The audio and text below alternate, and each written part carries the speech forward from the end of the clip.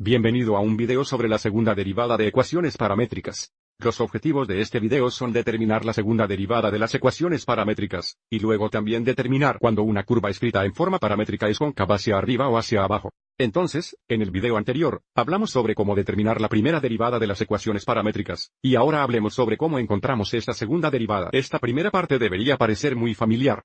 La segunda derivada de y con respecto a x es igual a la derivada de la primera derivada con respecto a x. Pero el problema es, en forma paramétrica, esta primera derivada está escrito en términos de t. Entonces, para encontrar la segunda derivada de y con respecto a x, tenemos que encontrar la derivada de la primera derivada con respecto a t. Y luego dividir por la derivada de x con respecto a t. Y esto nos dará la segunda derivada siempre que tanto x de t como y t sean diferenciables. Y de x de t no es igual a 0. Así que vamos a ver algunos ejemplos. Ahora, estos ejemplos que vamos a ver son los mismos que hicimos cuando encontramos la primera derivada y encontrar la ecuación de líneas tangentes, pero ahora vamos a hablar sobre la segunda derivada y concavidad. Entonces, antes de que podamos encontrar la segunda derivada, tenemos que encontrar la primera derivada, así que sigamos y revisemos eso. d de x igual d de t dividido por dx de t. Mientras que d de t sería menos 1. dx de t sería 2 toneladas ahora porque vamos a tener que encontrar la derivada de esto con respecto a t para determinar la segunda derivada. Sigamos adelante y reescribamos esto como 2 toneladas menos 1. Ahora, para encontrar la segunda derivada de y con respecto a x, vamos a encontrar la derivada de la primera derivada con respecto a t y luego dividir por dx de t. Entonces la derivada de la derivada con respecto a t va a ser positivo 2 toneladas menos 2. Luego dividiremos esto por dx de t, que es igual a 2 toneladas. Entonces 2 dividido por 2 es lo mismo que 2 por 1 sobre 2. Eso nos dará 4, y aquí podemos restar nuestros exponentes. 1 nos dará t3. O t3 en el denominador. Ahora para determinar dónde está cóncavo hacia arriba y cóncavo hacia abajo, tenemos que determinar dónde la segunda derivada es igual a 0 o donde no está definida. Ahora, esto nunca va a ser igual a 0 porque tenemos una fracción que tiene un numerador de 1. Sin embargo, será indefinido cuando t igual 0.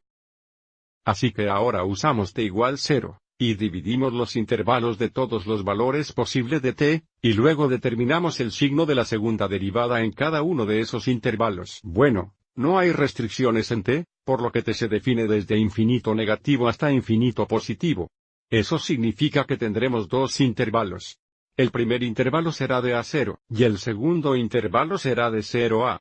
Nuevamente, usamos este valor aquí donde la derivada es 0 o no está definida para dividir el intervalo dado para t.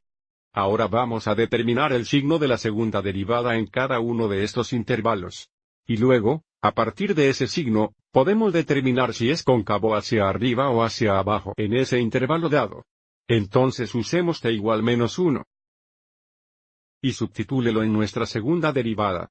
Bueno. Si t es igual a menos 1, la segunda derivada será negativa, lo que significa que todo este intervalo será cóncavo hacia abajo.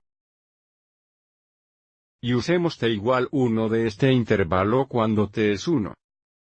La segunda derivada será positiva, por lo tanto, en todo este intervalo, la curva será cóncava hacia arriba.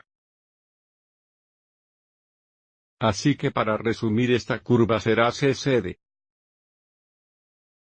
Cuando t menor que 0. Y será Q. Cuando t 0. Ahora, antes de echar un vistazo a la gráfica, veamos de qué punto estamos hablando cuando t igual 0. Cuando t es 0, x será 0 y será 2, por lo que estamos viendo el punto 0,2. Así que aquí está el punto 0,2. Cuando t igual 0. Ahora sigamos adelante y determinemos la orientación de esta curva determinando los puntos cuando t es igual a menos 2 y 2. Cuando t es igual a menos 2, 2 al cuadrado sería 4, entonces x es 4. Y sería 2 o 2 más 2, eso nos dará 4. Entonces estaríamos en el punto 4,4 aquí cuando t igual menos 2. Cuando t es igual a positivo 2, 2 al cuadrado es 4, y 2 sería 0, por lo que estaríamos en el punto 4,0, o justo aquí cuando t igual 2. Por lo tanto, puede ver que a medida que t aumenta, la curva se traza en esta dirección. Entonces, si miramos la curva que se traza en el intervalo del infinito negativo a 0, esa sería la parte de la curva aquí que podemos ver es cóncava hacia abajo, nuevamente en el intervalo cuando t menor que 0.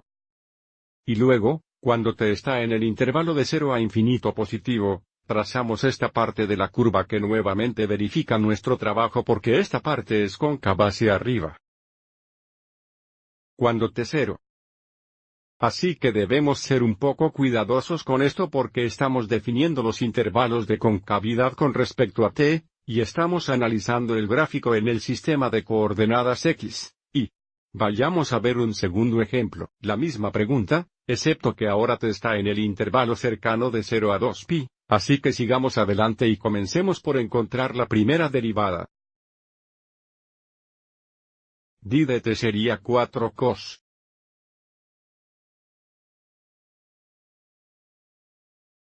Y de x de t sería 4 sin. Entonces nuestra derivada sería cot. Ahora sigamos adelante y encontremos la segunda derivada de y con respecto a x. Y eso será igual a la derivada de la primera derivada con respecto a t dividida por dx de t. Bueno, la derivada de cot es c al cuadrado t. Queremos lo opuesto a eso, así que tendremos c2t positivo dividido por dx de t. ¿Qué será 4 sin? Recuerde que CSC es lo mismo que 1 sin, por lo que es lo mismo que menos 1,43 toneladas. Ahora queremos determinar si esto es igual a 0 donde está indefinido. Una vez más, una fracción nunca será igual a 0 cuando tenemos un 1 en el numerador, pero esto será indefinido cuando sin igual 0 y sin es igual a 0 en 0, pi, 2pi. Ahora seguiremos adelante y determinaremos nuestros intervalos. Solo estamos considerando esto en el intervalo de 0 a 2pi, entonces usaremos pi para dividir este intervalo.